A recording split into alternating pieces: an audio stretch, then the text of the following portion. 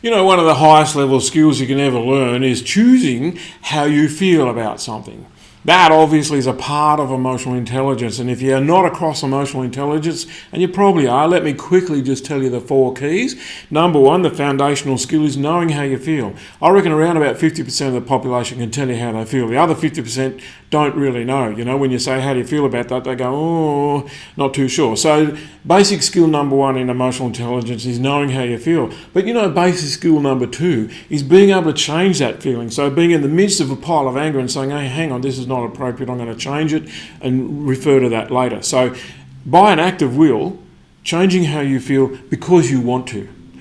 Interesting concept. So skill number 1, knowing how you feel. 50% of Australians know how to do that, I reckon, in my estimation.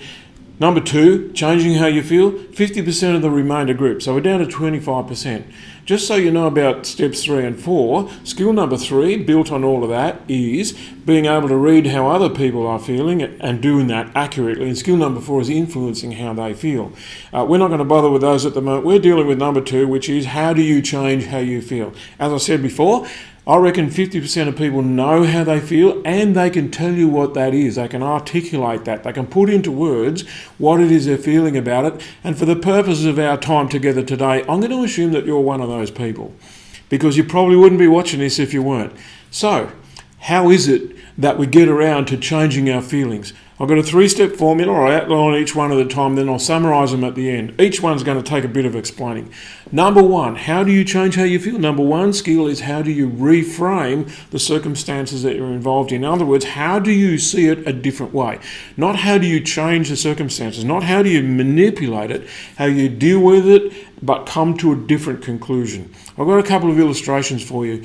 I've got a client who drove his car into the side of a bus a little while ago, broke both legs, bones were sticking out, he's going to bleed to death. Fortunately, the paramedics got there, saved his life from that point of view. Obviously a lot of pain, a lot of grief, a lot of drama, a lot of expense, all that sort of stuff. He ends up in hospital, obviously has to have an operation, so they knock him out, fix up his legs, which is, you know, pretty serious, and then he wakes up and he's got both legs in plaster and they're stretched out in traction. So he's one of those classic people in hospital who doesn't know what happened but wakes up and his legs are out there in front of him like 2 great big parallel sticks with weights on the end of them, plaster, etc., blah, blah, blah, blah, blah. And they come and tell him what happened, and then he remembers, and they say, we had to give you a blood test so that we know what we're doing in the operation. We gave you a blood test, all of that's fine, but we discovered that you have an aggressive form of cancer, which will take you out in around about 12 months on average. He said, what do we do about that? They said, would you like to have a go at an experimental drug that we have? He said, given what you've just told me, I would absolutely love to do that. They gave him the experimental drug, he had a full recovery, and now, 10 or 12 years later, absolutely perfect. So when you say, how does he view that? Well, obviously, pranging your car, uninsured by the way, very expensive. A lot of pain, a lot of grief, a lot of lost time off work. Once again, a contractor, so lost income, massive amounts of bad. Ask him how he feels about it. He says, I feel great about it because as a consequence of all of that, despite the fact that it was expensive, time-consuming, painful, I got something I value more than anything, and that is they saved my life. That's a reframing. In other words, what do you focus on? So reframing says, do you focus on the negative or do you focus on the positive? Because you're going to get more of whichever one it is. So that's a pretty good example of that. Another example is that in our own business many years ago, we spent years working on getting government contracts for the delivery of personal development inside government departments. It was basically a license to print money, because if we got the contract, no one else could get it, and we could deliver that, and if we were good at it, lots of people would want to do it. So that's all fine, but then a new government got in less than 10 or 12 weeks later, all those contracts were cancelled. And so we had like 30 to 40 grand's worth of business go up in smoke overnight. And of course I was mortified by that. We spent years trying to get it in place, and it was like basically a ticket to freedom, and bingo, it all fell apart. Reframing simply says, how do you look at that in a different way? You can't change the facts, you can't change the circumstances. And of course my wife is running around the house, we call her Pollyanna, and the reason we call her Pollyanna is she's running around the house singing and celebrating, and I say, what are you celebrating about? And she says, this is so bad, the next thing that happens must be good. Well, It turned out to be right. And so we were able to learn from that and get a lesson out of it, and that is lots of small dollar clients are better than a few big dollar clients, and so that was a lesson. So we're able to rebuild it that way. So we're able to reframe it. And I say nowadays, in my reframing of what's happened, that thing that happened was actually good instead of bad.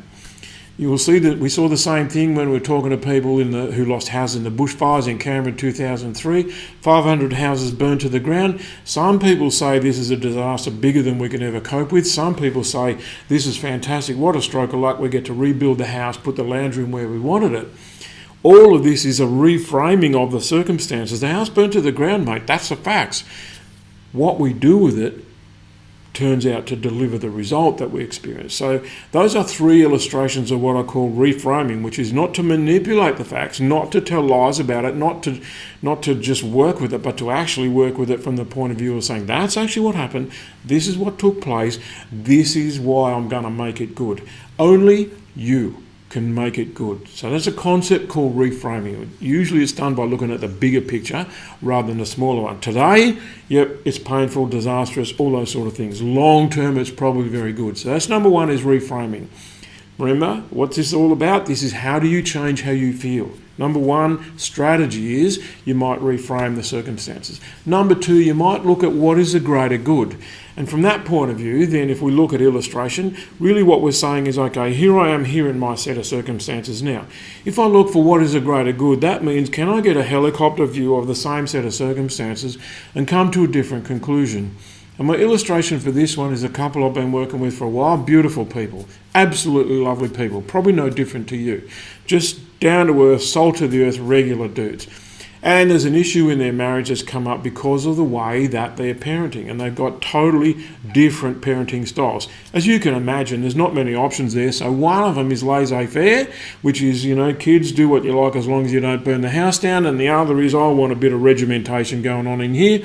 And so one of them is kind of in the view of the other, letting anything happen. That's not actually how it is. But the other, in the view of the other, is like army boots and jack boots and rules and regulations and yelling and screaming and forcing issues. So they come to me to say, how do we resolve this? And I'm saying, you're not going to resolve it by arguing about those 2 points of view because you both believe that you're right. I'm going to suggest to you that you are both right, but there's a bigger right.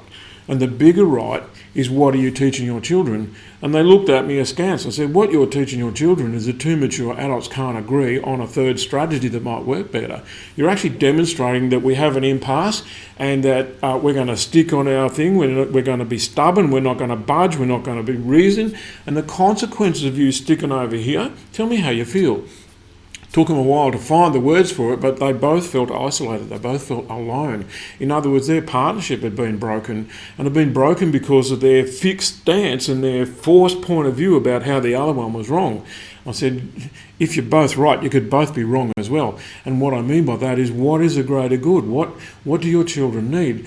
And they said, they need to see us as a team. And I said, don't toot, and they need to see you as a team. You guys have actually got to take yourself out of the family situation 2, 3, 4 times a week, half an hour, to spend time being with each other and re-establish your connection as lovers, as friends, as married couple, as husband and wife. You've got to take the time to be with each other without phones, without children, without business, without all of the other distractions, and re-establish the connection that says we're a team and we're going to find a new way.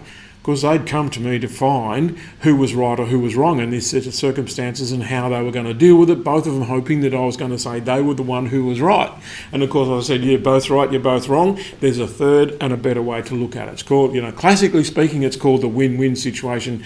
How do you search for the win-win? What is the greater good? Yeah, firstly, you've got to be a team. Firstly, you've got to both be looking for that third or fourth option rather than individuals. How do you get 1 + 1 = 3? You combine, not isolate.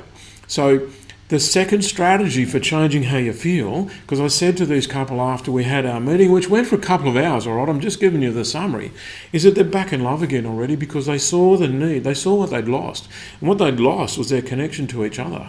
And they were really missing that. That loss was greater than am I right or am I wrong? And so they walked out in love again. Only took a couple of hours, but they've been battling for years.